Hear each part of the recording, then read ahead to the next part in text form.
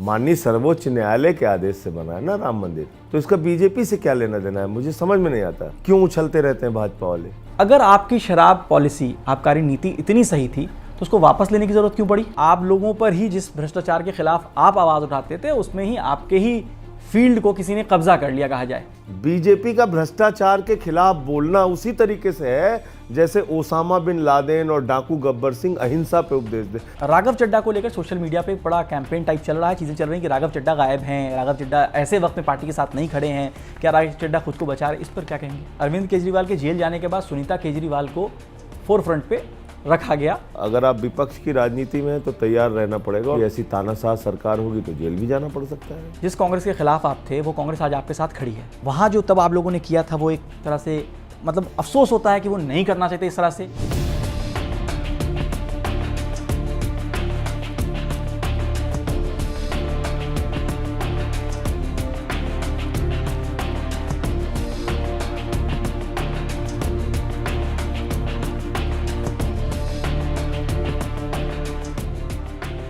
संजय जी 6 महीने जेल में रहना पड़ा, कभी लाइफ में सोचा था, मतलब एक आम आदमी की तरह अगर देखा जाए जेल में जाना बहुत बड़ी चीज़ होती है? नहीं, ऐसा नहीं कि नहीं सोचा था, क्योंकि ये पहली जेल यात्रा नहीं थी मेरी। इसके पहले भी मैं अलग अलग आंदोलनों में जेल जा चुका था पहले। तो अगर आप राजनीति में हैं तो माला भी पहनाते हैं लोग, ताली भी बजाते हैं आपके भाषण देने पे, और जब विपक्ष की ऐसी तानाशाह सरकार होगी तो जेल भी जाना पड़ सकता है। उसमें कोई मतलब इस बात के लिए अगर आप विपक्ष की राजनीति में हैं तो तैयार रहना पड़ेगा, और ख़ासतौर से जब मोदी जी देश के प्रधानमंत्री हैं तो ज़रूर तैयार रहना पड़ेगा। तैयार रहना पड़ेगा। आपके नेता अरविंद केजरीवाल भी जेल में हैं और उनके लिए आप लोगों ने एक उपवास रखा था, बड़ा आप लोगों ने उसको उपवास का नाम दिया और सोशल मीडिया पे आपके जो विरोधी हैं उसको रोज़ा का नाम दे दिया, क्या कहेंगे इस पर? देने दिए, उनके पास कोई काम तो है नहीं, वो ये तो बता नहीं सकते कि कितने लोगों को एजुकेशन दी, कितनी नौकरी दी, कितनी महंगाई कम करी, यही सब करना है उनको। इसीलिए मैं कह रहा हूँ ना कि ये इस देश के लिए खतरनाक पार्टी है, ड्रामेबाज पार्टी है और महाभ्रष्ट पार्टी है, तानाशाह पार्टी है, इसलिए इसको हटाना जरूरी है। आप बात करेंगे नौकरी की, वो कहेंगे रोजा और पता नहीं क्या क्या, ईद, इसी में लगे रहेंगे। भाई एक उपवास के कार्यक्रम को हास्यास्पद बना के आप क्या साबित करना चाहते हैं? आप भ्रष्टाचार का नाम ले रहे हैं क्योंकि आप सरकार में जब आप लोग राजनीति में आए तभी आप भ्रष्टाचार के खिलाफ एक आवाज़ उठाकर आए थे, लेकिन अब आप लोगों पर ही जिस भ्रष्टाचार के खिलाफ आप आवाज़ उठाते थे उसमें ही आपके ही फील्ड को किसी ने कब्जा कर लिया कहा जाए। बीजेपी आपके ऊपर, जिस पार्टी को कहा जा रहा था कि हम अलग तरह की पार्टी बीजेपी कैसे कब्जा कर लेगी? भ्रष्टाचार का आप कह रही है कि आप भ्रष्टाचारी हैं। बीजेपी का भ्रष्टाचार के खिलाफ बोलना उसी तरीके से है जैसे ओसामा बिन लादेन और डाकू गब्बर सिंह अहिंसा पे उपदेश दे। बीजेपी कैसे भ्रष्टाचार के खिलाफ बोल सकती है? मतलब ये गोदी मीडिया उनके सपोर्ट में है इसलिए वो बोल सकते हैं भ्रष्टाचार के खिलाफ। मतलब अजीत पवार पे आप 70,000 करोड़ के घोटाले का आरोप लगाएंगे, फिर उसको गले लगा के वित्त मंत्री और डिप्टी चीफ मिनिस्टर बनाएंगे, आप भ्रष्टाचार के खिलाफ बोलेंगे। हसन मुशर्रफ पे आरोप लगाएंगे, उसको मंत्री बनाएंगे। प्रफुल्ल पटेल पे आरोप लगाएंगे, फिर शामिल कर लेंगे अपने साथ।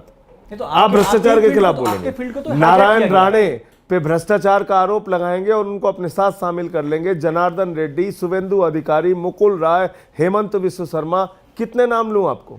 देश भर के भ्रष्टाचारियों को चुन चुन के, अशोक चौहान चुन चुन के बीजेपी में अपने साथ मिलाया इन लोगों ने। नवीन जिंदल को कोयला घोटाले का आरोप लगाते थे, शामिल कर लिया। तो इसलिए मैं आपसे कह रहा हूं कि कम से कम बीजेपी को अपने चेहरे पर कालिख लगा के ही भ्रष्टाचार के खिलाफ बोलना चाहिए। ये तो आपकी जो स्ट्रेटेजी थी भ्रष्टाचार के खिलाफ, लगातार आपने यूपीए सरकार को, कांग्रेस को घेरा और आप लोग भी राजनीति में इसी पैटर्न पे आए, तो आपसे वही आपकी चीजें छीन कर आपके ही खिलाफ इस्तेमाल किया जा रहा है। जो आप आरोप लगाते थे आप पे भी आरोप लगा रहे हैं। तो हम आप इनके भी जो सच्चाई है वो सामने रखें। आरोप लगाने से थोड़ी कुछ आप देखिए, ये जो अरविंद केजरीवाल के खिलाफ मामला बना है, 10वीं का बच्चा यहाँ बिठा दीजिए, मैं 3 मिनट में समझा दूंगा क्या आरोप है, वो बता देगा आपको कि कुछ नहीं इस मामले में। एक आदमी को आप गिरफ्तार 16 सितंबर को छापे मारते हैं मंगूठा रेड्डी पे, 16 सितंबर 2022 को। उसी के बेटे को 10 फरवरी 2023 को गिरफ्तार कर लेते हैं। 16 जुलाई को उससे केजरीवाल के खिलाफ स्टेटमेंट लेते हैं। 18 जुलाई को आप उसको बेल दे देते हैं। तीसरा व्यक्ति है शरद रेड्डी। शरद रेड्डी के यहाँ आप 9 नवंबर 2022 को छापे मारते हैं, 10 दिसंबर को उसकी गिरफ्तारी करते हैं, 25 अप्रैल 2023 को उसको बेल मिल जाती है। राघव रेड्डी मंगुट्टा रेड्डी मिलकर 10 बयान देते हैं, 8 बयान में केजरीवाल का नाम नहीं लेते हैं, अंतिम के 2 बयान में केजरीवाल का नाम लेते हैं और उनको बेल मिल जाती है। 12 बयान शरद रेड्डी देते हैं, अंतिम के 2 बयान में केजरीवाल का नाम लेते हैं, 10 बयान में नाम नहीं लेते हैं, मतलब उनको बेल मिल जाती पिक हो रहा है और इसको अनरिलाइड अपॉन डॉक्यूमेंट में डाल दिया। मजेदार बात समझिए बिल्कुल कि जिन बयानों में अरविंद केजरीवाल का नाम मंगुट्टा रेड्डी, राघव रेड्डी और शरद रेड्डी ने नहीं लिया, उन बयानों को अनरिलाइड अपॉन डॉक्यूमेंट में डाल दिया गया, छिपा लिया गया उसको कोर्ट से। लेकिन इसमें एक बात तो होगी ना कि जो कहीं भी पूछताछ होती है तो धीरे धीरे करके वो चीज़ों को उगलते हैं, धीरे धीरे चीज़ों को एक्सेप्ट करते हैं। एक बार में कोई किसी को पकड़ पीएमएलए में ऐसा नहीं है, यही कहा जाता है ना, तर्क तो सादा यही है। पीएमएलए में ऐसा नहीं है कि मजिस्ट्रेट के सामने दिए गए बयान के बराबर ही महत्व सेक्शन 50 में दिए गए बयान का है और उसमें आपको झूठ बोलने की गुंजाइश नहीं होती। मैं अपना नाम तो नहीं बोल सकता, लेकिन आप किसी से भी पूछिएगा जिससे ईडी पूछताछ करती है, उसको कहती है देखिए भाई आपका बयान सेक्शन 50 में दर्ज हो रहा है, अगर आपने झूठ बोला तो आपके खिलाफ कार्रवाई होगी। तो आप आ जाइए अरविंद केजरीवाल के केस में, अगर आपने 12 बयान लिए, आप कह रहे हैं अंतिम के 2 सही हो सकते हैं, अंतिम के 2 ही सही हो सकते हैं, यही तो आपका सवाल है। तो अगर 10 झूठ है तो उस पर कार्रवाई होगी। तो आप कह रहे हैं कार्रवाई नहीं होगी? नहीं हुई, ना शरद रेड्डी पे, ना राघव रेड्डी पे, ना मंगुट्टा रेड्डी पे। आप जब ये बात करते हैं कि शराब नीति के ऊपर बातें हो रही हैं और आप बता रहे हैं कि सारी चीज़ों में आपको फंसाने की कोशिश हुई, अगर आपकी शराब पॉलिसी, आबकारी नीति इतनी सही थी तो उसको वापस लेने की ज़रूरत क्यों पड़ी?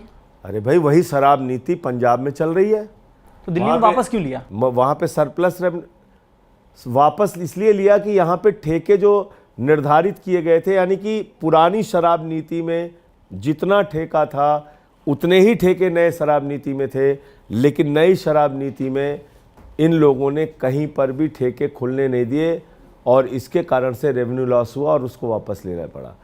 यहाँ पे लॉ एंड ऑर्डर हम लोगों के पास तो है नहीं, तो उन्होंने शराब के ठेके खुलने नहीं दिए और उसके बाद ये पॉलिसी वापस लेनी पड़ी। ये बिल्कुल गलत प्रचारित किया जाता है कि उसमें कुछ गड़बड़ी थी इसलिए हमने उसको वापस लिया। सवाल ये है कि बीजेपी इतना बड़ा रिस्क क्यों लेगी कि आपके सबसे बड़े नेता को जेल में डाल दे, क्योंकि उनको पता है जब लेगी तो नहीं, उनको पता है कि आपके पास इमोशनल एस्पेक्ट है। देश में जब भी कोई बड़ा नेता जेल जाता है तो उसके फॉलोअर्स और बढ़ जाते हैं। ये सबको पॉलिटिकली आप भी समझते हैं चीजों को, हम लोग समझते हैं, तो इमोशनली कार्ड उनको पता है, फिर ऐसा रिस्क क्यों लेगी? इसीलिए तो मैं आपसे कह रहा हूं कि अगर 400 पार का नारा वाकई सच होता तो कतई मोदी जी ये काम नहीं करते। इसलिए ही मैं आपसे कह रहा हूं, और जितने भी सीनियर जर्नलिस्ट होंगे उनसे पूछिएगा कि 400 पार के नारे में और किसी भी नेता को अगर ये लगता है कि वो एक तरफा जीत रहा है चुनाव, तो कभी हथकंडे नहीं अपनाता है वो कि 2-2 सिटिंग चीफ मिनिस्टर को उठा के जेल में डाल दें, सांसद को, मंत्री को, सबको उठा के जेल में डाल दें। ये काम नहीं करता है वो।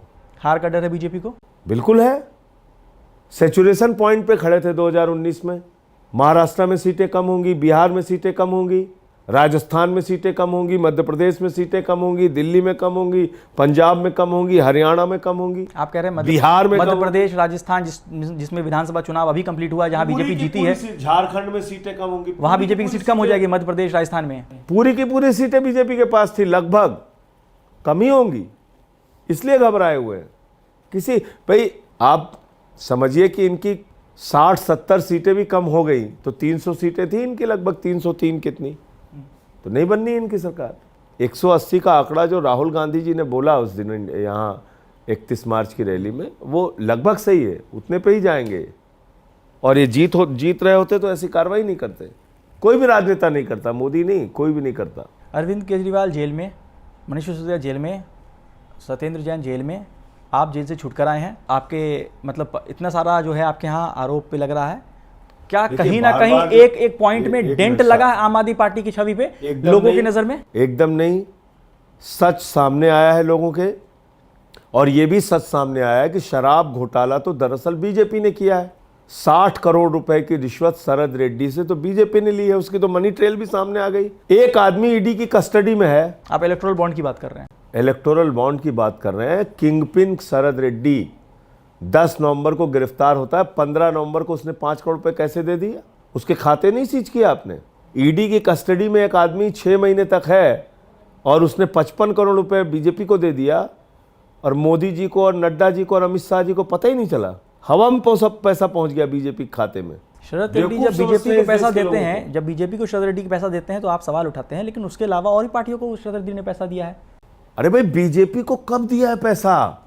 टाइमिंग के हिसाब से आप ये सवाल तो ये मतलब ये बुरा मत मानिएगा, ये बड़े हास्यास्पद सवाल है। जब एक आदमी ईडी की कस्टडी में शराब घोटाले में है, किंग पिन है, ईडी जानती है, बीजेपी जानती है, बीजेपी प्रेस कॉन्फ्रेंस कर रही है कि किंग पिन पकड़ लिया शरद रेड्डी को, उसके बाद उसने पैसा दिया, उसके खाते क्यों नहीं सीज हुए?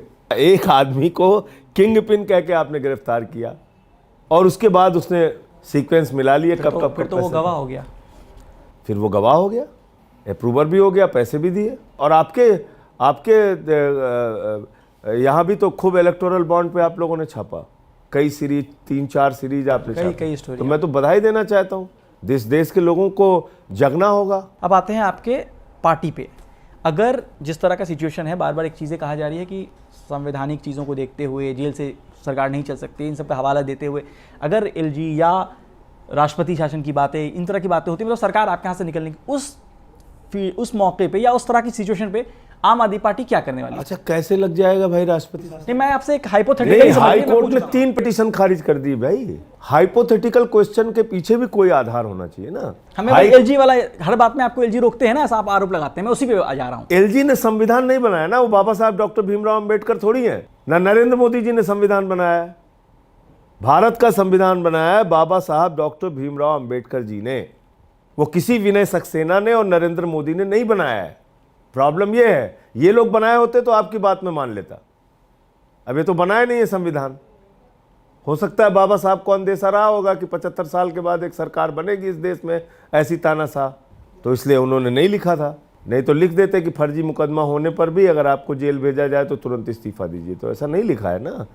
3 पिटीशन खारिज हो चुकी है हाई कोर्ट से। ये सवाल इसलिए उठ रहा है क्योंकि अरविंद केजरीवाल के जेल जाने के बाद सुनीता केजरीवाल को फोर फ्रंट पे रखा गया, पार्टी ने रखा, तो ये सवाल कम्युनिकेशन में इस समय वही है, परिवार के नाते वही कम्युनिकेशन में है, उन्हीं की मुलाकात हो पा रही है, उन्हीं से बातचीत हो पा रही है। तो जो निर्देश केजरीवाल जी का आता है उनके माध्यम से हम सब तक पहुंचता है। जहां तक पार्टी का ऑफिशियल स्टैंड है, 10 बार बता चुके, दिल्ली की जनता के बीच में सर्वे करके बता चुके, विधानसभा में बहुमत लेके बता चुके, केजरीवाल मुख्यमंत्री थे, हैं और रहेंगे। एक और आपकी पार्टी से ही है कि राघव चड्ढा को लेकर सोशल मीडिया पे एक बड़ा कैंपेन टाइप चल रहा है, चीज़ें चल रही हैं कि राघव चड्ढा गायब हैं, राघव चड्ढा ऐसे वक्त में पार्टी के साथ नहीं खड़े हैं, क्या राघव चड्ढा खुद को बचा रहे, इस पर क्या कहेंगे? अभी पार्टी के अंदर हर आदमी अपने अपने किसी काम में लगा हुआ है, उसके लिए हम कहाँ तक जो जिसको सोचना है सोचने दीजिए, वो ज़्यादा महत्वपूर्ण नहीं।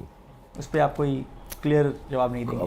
कुछ भाई, तो आपके पार्टी का नेता, अगर इतना इंपॉर्टेंट नेता जो लगातार फोरफ्रंट पे रहा, वो अचानक नहीं है। बहुत सारे लोग अपने कामों में व्यस्तता होती है, कोई दिक्कत नहीं है ना, बाकी लोग हैं, सब लोग काम कर रहे हैं। बीजेपी के पास एक बड़ा मुद्दा है, वो है राम मंदिर का।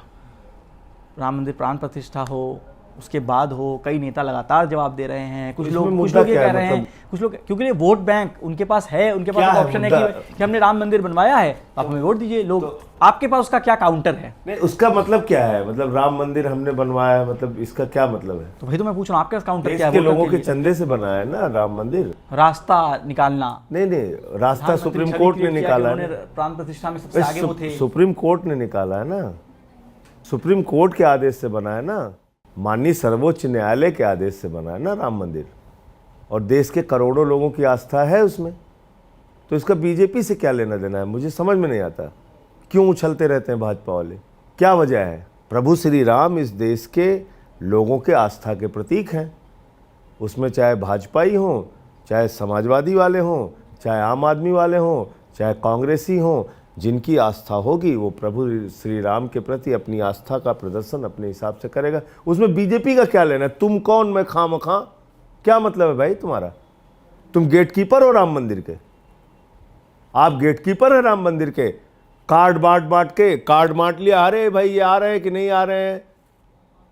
हर आदमी अपने हिसाब से, जब उसका मन होगा, जब उसकी सुविधा होगी, जाएगा। गए थे ना केजरीवाल जी। आपको नहीं लगता कि इसका असर कोई केजरीवाल जी और भगवंत मान जी अब असर की बात आप करेंगे, फिर मैं उनकी चंदा चोरी पे बोलूंगा।